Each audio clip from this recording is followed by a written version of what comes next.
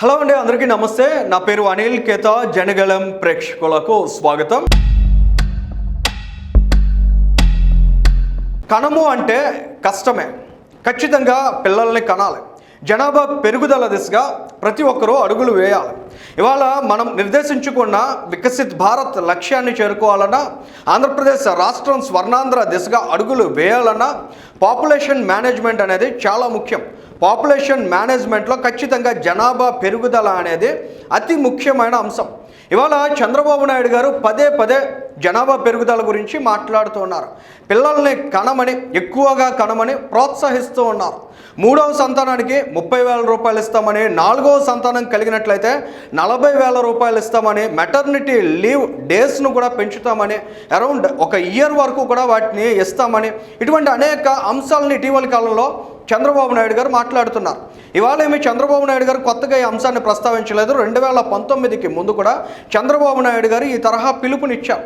కానీ ఆయన దీర్ఘకాల ప్రయోజనాలని దృష్టిలో పెట్టుకుని మాట్లాడితే వీటిని రాజకీయం చేసే ప్రయత్నాలని అనేక మంది చేస్తూ ఉన్నారు. ఇటీవల కాలంలో మనం చూస్తున్నాం. కొద్ది రోజులుగా చంద్రబాబు నాయుడు గారు ఈ మాట మాట్లాడినప్పుడల్లా ఆయన మీద పెద్ద ఎత్తున విమర్శలు చేసే ప్రయత్నాన్ని చేస్తున్నారు.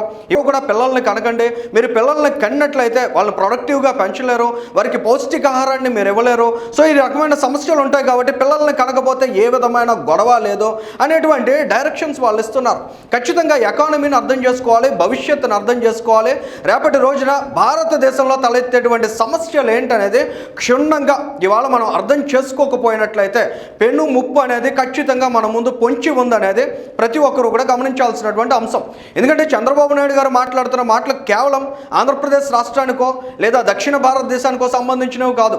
ఏవైతే ఎంపీ సీట్లు పెరగాలి, రాజకీయపరమైనటువంటి ప్రయోజనాలకు సంబంధించిన విషయం అంతకంటే కాదు. ఇది దేశానికి, దేశ భవిష్యత్తుకు సంబంధించినటువంటి విషయం.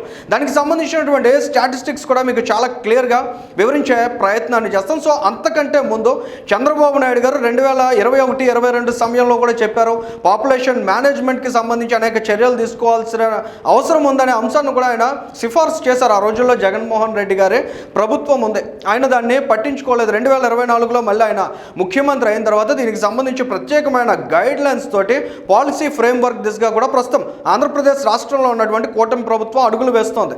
చంద్రబాబు నాయుడు గారు చొరవ చూసిన తర్వాత నాడు తమిళనాడు ముఖ్యమంత్రిగా ఉన్న స్టాలిన్ గారు కూడా పాపులేషన్ ఇంక్రీజ్ గురించి ప్రత్యేకంగా ప్రస్తావించారు. సో దీనికి సంబంధించి అసలు ఎకానమీకి ఏ విధంగా లింక్ అయి ఉన్నటువంటి అంశం ఇది, ప్రస్తుతం జపాన్లో ఎదురవుతున్నటువంటి పరిస్థితులు ఏంటి, చైనా దీనికి సంబంధించి ఏ విధమైనటువంటి మెజర్స్ తీసుకుంటోంది, ఇలాంటి అంశాలన్నీ ఒకసారి గమనించినట్లయితే ఖచ్చితంగా భారతదేశం ఎంత ముఖ్యమైన దశలో ఉంది.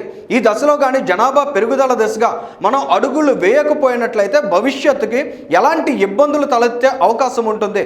ఇబ్బందులు అనే కంటే కూడా సంక్షోభం ముంచుకు వచ్చేటువంటి ముప్పు ఉంది వంటి అంశాలను ఒకసారి మనం అర్థం చేసుకునే ప్రయత్నం చేద్దాం. సో అంతకంటే ముందు అసలు మన ఫ్యామిలీ స్ట్రక్చర్స్ అంటే ఇటీవలి కాలంలో జనాభా తగ్గుతూ వెళ్తుందనే అంశాన్ని పదే పదే మాట్లాడుతున్నాం కదా, అసలు అది ఎందుకు వచ్చింది అనేది ఒకసారి చూస్తే గ్రాండ్ పేరెంట్స్ దశ అనుకుందామండి.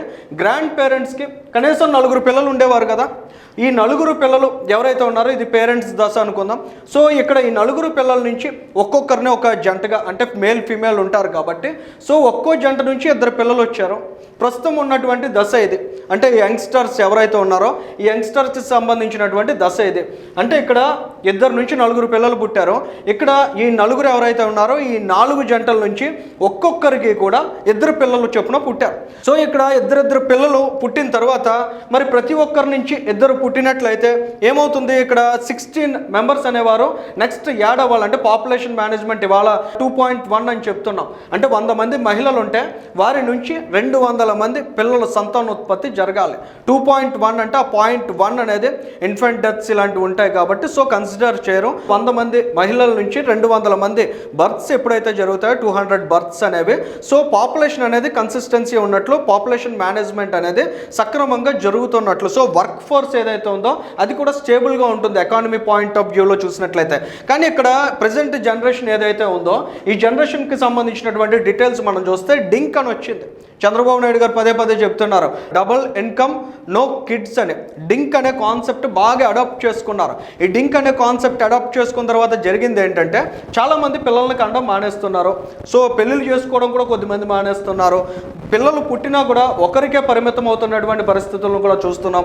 సో ఇక్కడ 16 మంది పుట్టాల్సినటువంటి పిల్లల సంఖ్య అనేది కేవలం 4 నుంచి 5కి పరిమితం అయిపోతుంది. సో ఇవాళ ప్రెసెంట్ పుట్టినటువంటి కిడ్స్ కావచ్చు, లేదా గడిచిన 10 ఏళ్ల కాలంలో పుట్టినటువంటి కిడ్స్ కావచ్చు, 0 to 10 years అనేది మనం క్రైటీరియాగా తీసుకుంటే నెక్స్ట్ 20 yearsలో అంటే 20 to 30 years ఏజ్ గ్రూప్లో వీరు ఉంటారు. సో ఇక్కడ పర్సంటేజ్ కానీ మనం గమనించినట్లయితే, ఏదైతే పేరెంట్స్ అని అనుకున్నాం కదా, వీళ్ళ పర్సంటేజ్ 25 ఉంటుంది. సో ఈ నెక్స్ట్ జనరేషన్ పర్సంటేజ్ 50 ఉంటుంది.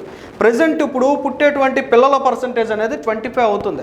అంటే ఫ్యూచర్లో వర్క్ ఫోర్స్గా ఉండి ఈ దేశానికి ఎకానమీ బూస్ట్ చేయాల్సినటువంటి బాధ్యత అనేది కేవలం 25% మంది మీద మాత్రమే ఉంటుంది. ఇక్కడ ఈ 50% మంది ఎవరైతే ఉన్నారో వీరందరూ కూడా వృద్ధాప్యానికి చేరువవుతూ ఉంటారు. ఇక్కడ ఉన్నటువంటి 25% పూర్తిగా వృద్ధులు అవుతారు.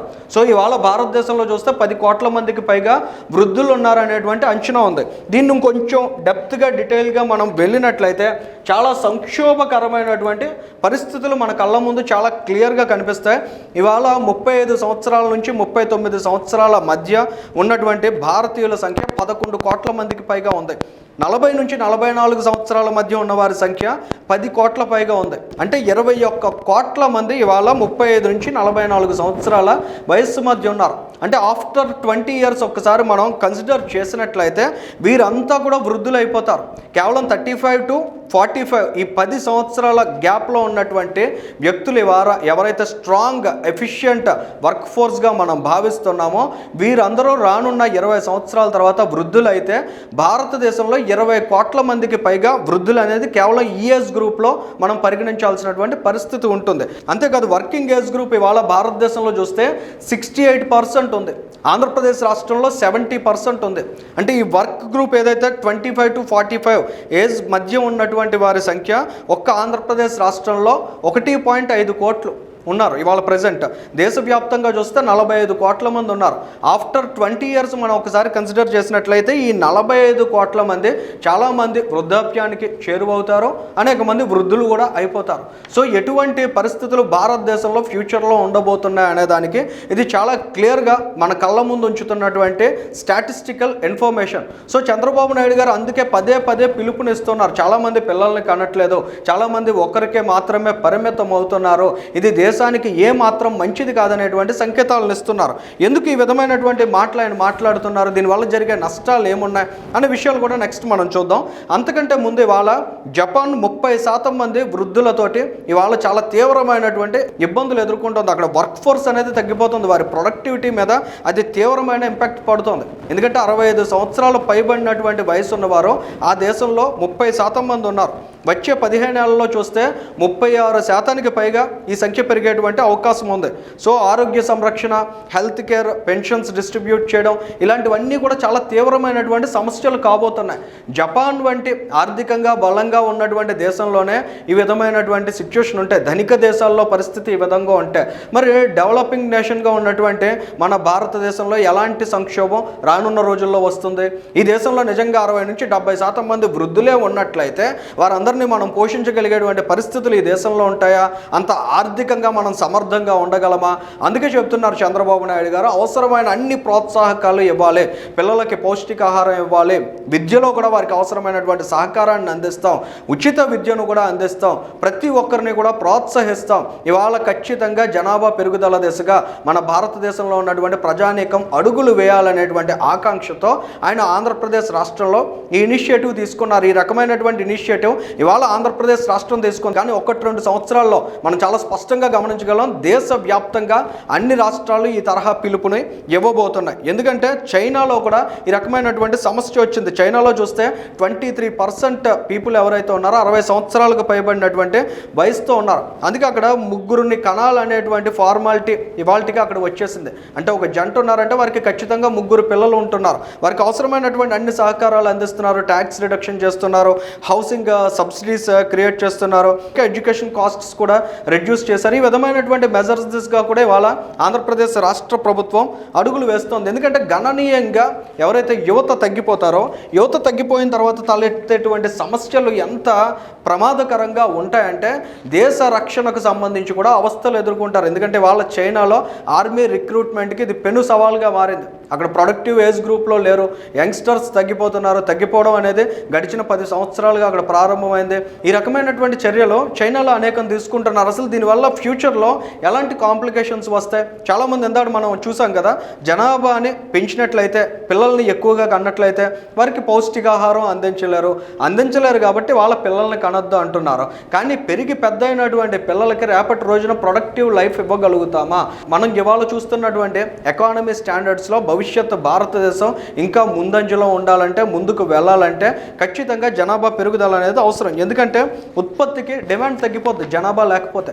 ఇవాళ మనం షాపింగ్ మాల్స్ చూస్తున్నాం, యంగ్స్టర్స్ యూత్ ఎక్కడికక్కడ షాపింగ్ చేస్తూ ఉంటారు. డ్రెస్సింగ్ కావచ్చు, జ్యువెలరీ కావచ్చు, మ్యారేజెస్ కావచ్చు, ఇలా విపరీతమైనటువంటి ఎక్స్పెండిచర్ అనేది చూస్తున్నాం. సో ఈ రకమైనటువంటి ఎక్స్పెండిచర్కి డిమాండ్ ఎప్పుడైతే తగ్గిపోతుందో, ప్రొడక్ట్కి ఎప్పుడైతే డిమాండ్ తగ్గిపోతుందో ఖచ్చితంగా ఒక దేశం ఆర్థికంగా తన మూలాలని దెబ్బతీసుకున్నట్లు అవుతుంది. అది ఆర్థిక సంక్షోభానికి దారితీస్తుంది. అది ఒక్క భారతదేశానికే కాదు, ప్రపంచ సంక్షోభానికి కూడా ముప్పుగా మారుతుంది. ఎందుకంటే ఒకసారి మనం చూస్తే ఇవాళ భారతదేశంలో ప్రొడక్ట్కి డిమాండ్ తగ్గిపోయినట్లయితే, ఇక్కడ వ్యాపార అనుకూల వాతావరణం దెబ్బతిన్నట్లయితే, ఎందుకంటే ప్రొడక్టివ్ పీపుల్ తగ్గిపోతారు, వృద్ధుల సంఖ్య పెరిగిపోతుంది. అప్పుడు ఇక్కడ ప్రొడక్ట్ ఎవరు ఉత్పత్తి చేస్తారో, ఉత్పత్తి చేసినా దానికి డిమాండ్ ఎక్కడ ఉంటుంది? ఎప్పుడైతే యంగ్స్టర్స్ ఉంటారో, ఎప్పుడైతే వర్కింగ్ పీపుల్ ఉంటారో, ఎప్పుడైతే వర్క్ ఫోర్స్ అనేది గణనీయంగా పెరుగుతూ వెళ్తుందో అక్కడ డిమాండ్ అనేది క్రియేట్ అవుతుంది. సో రేపటి రోజున పరిస్థితి అనేది తిరగబడినట్లయితే డెవలప్ అయినటువంటి ఇన్ఫ్రాస్ట్రక్చర్ వాడేవాళ్ళు ఎవరు ఉండరు, వ్యవస్థలన్నీ కుప్పకూలుతాయి. ప్రభుత్వం ప్రైవేట్ రంగాలు అనేటువంటి తేడా ఏమాత్రం అక్కర్లే, అన్ని రంగాల మీద కూడా ప్రభావం పడుతుంది. దేశ రక్షణ కూడా ప్రమాదంలో ఉండేటువంటి అవకాశం ఉంటుంది. ఎందుకంటే అక్కడ చైనా ఎగ్జాంపుల్ మనం చూసాం. సరిహద్దుల్ని కాపలా కాసే వారి కోసం వెతుకులాడుకునేటువంటి దుస్థితి కూడా వస్తుంది. ఇంకా వ్యాపారం, వాణిజ్యం కూడా తీవ్రంగా దెబ్బతిన్నట్లయితే పెట్టుబడుల ఉపసంహరణ కూడా జరుగుతుంది. ఇటువంటివన్నీ కూడా చాలా తీవ్రమైనటువంటి ఆర్థిక సంక్షోభాలకి దారితీస్తాయి. ఇవన్నీ అర్థం చేసుకోవాలి ఇవాళ. ఎందుకంటే దేశానికి సంబంధించిన ఆర్థిక రంగంలో ఈ తరహా పరిస్థితులు వచ్చే అవకాశం ఉంది కాబట్టి 2047 లక్ష్యంగా మనం ఆర్థికంగా చాలా బలోపేతం అవ్వాలనే డైరెక్షన్లో ఇవాళ మన దేశం కావచ్చు, మన రాష్ట్రం కావచ్చు ముందుకు వెళ్తోంది. దీని అంతటికి మూలధనంగా భావించాలి ఇవాళ రేపటి రోజున క్రియేట్ అవ్వబోయేటువంటి జనాభా పెరుగుదల జరగకపోతే, నెక్స్ట్ వచ్చేటువంటి 20 సంవత్సరాల్లో వర్క్ ఫోర్స్ అనేది క్రియేట్ అవ్వకపోతే అన్నిటికీ మించినటువంటి సమస్య ఏంటంటే ఇవాళ మనం మన పిల్లలుగా భావించేటువంటి రేపటి జనరేషన్ ఎవరైతే ఉన్నారో, 20 సంవత్సరాలు 25 సంవత్సరాల్లో ఉన్నటువంటి యువత ఎవరైతే ఉంటారో వారి మీద చాలా తీవ్రమైనటువంటి ఒత్తిడి పెరుగుతుంది. వారి మీద పని భారం అనేది గణనీయంగా పెరుగుతుంది. సో వారందరూ కూడా మానసికంగా, ఆర్థికంగా కూడా క్రష్ అయిపోయేటువంటి సిచ్యువేషన్స్ క్రియేట్ అవుతాయి భవిష్యత్తులో. సో ఖచ్చితంగా ప్రతి ఒక్కరూ ఆలోచించాలి. వర్క్ ఫోర్స్కి విపరీతమైన డిమాండ్ క్రియేట్ అయ్యేటువంటి పరిస్థితులు తెచ్చుకోవడం అనేది ఏమాత్రం మన దేశానికి మంచిది కాదు. మన దేశంలో ఇవాళ 70% వర్క్ ఫోర్స్ ఇవాళ ఉన్నారో, సో ఈ 70% కూడా వృద్ధులుగా మారే రోజులు వచ్చే నాటికి ఖచ్చితంగా మన భారతదేశంలో ఇవాళ జనాభా పెరుగుదల దిశగా అడుగులు వేసినట్లయితే ఆ టైంకి రెడీ అయ్యేటువంటి వర్క్ ఫోర్స్ క్రియేట్ అవుతారు. సో తద్వారా మనం స్టేబుల్గా మన ఎకానమీ గ్రోత్ అనేది ముందుకు తీసుకువెళ్ళొచ్చు. అనుకున్నటువంటి లక్ష్యాలను కూడా సాధించడానికి ఆస్కారం ఉంటుంది.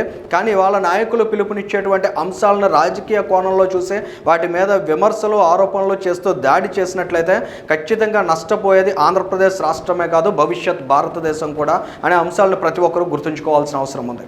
ఈ వీడియోకి సంబంధించి మీ అభిప్రాయాన్ని కూడా కామెంట్ చేయండి. Thank you.